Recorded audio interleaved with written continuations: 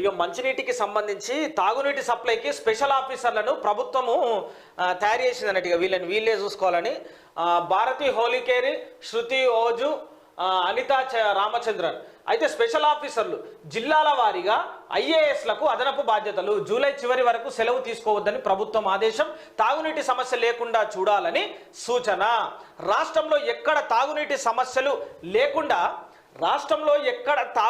సమస్యలు లేకుండా చూడాలనేదే ఆఫీసర్లు తీసుకుంటారు. కానీ అట్టి ఆఫీసర్ల విషయంలో ఏమవుతుంది ఏంది, వాళ్ళు చూస్తారా చూడరా, వాళ్ళు కరెక్ట్ ఉన్నంత మాత్రాన మిగతా వాళ్ళ పరిస్థితి ఏమవుతుంది చూడాలి ఒక్కసారి. ఎందుకంటే ఆఫీసర్ని నియమించింది. వివిధ శాఖల్లో డైరెక్టర్లు, కమిషనర్లు, కార్యదర్శులు హోదాల్లో పనిచేస్తున్న సీనియర్ ఐఏఎస్ అధికారులకు జిల్లాల వారీగా ప్రత్యేక బాధ్యతలు నియమించింది. వీరు రాష్ట్రంలోని మొత్తం 33 జిల్లాలో తాగునీటికి ఇబ్బందులు లేకుండా పర్యవేక్షించనున్నారు.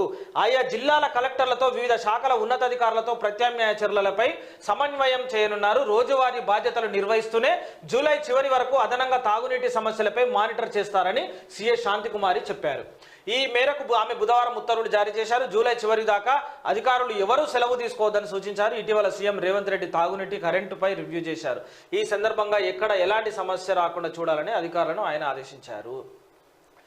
ఇక అధికారులని సీఎం రేవంత్ రెడ్డి ఎంతవరకు ఆదేశించుండు, ఏం చేసిండు అనేది ఒక్కసారి మనం చూపిస్తాయి. దీనికి సంబంధించినటువంటి వార్త సీఎం చేసేటువంటి విషయంలో ఈగోలు పక్కన పెడదాం, 14 సీట్లు గెలుద్దాం అని చెప్పి రేవంత్ రెడ్డి చెప్పినటువంటి మాటలు ఇవన్నీ.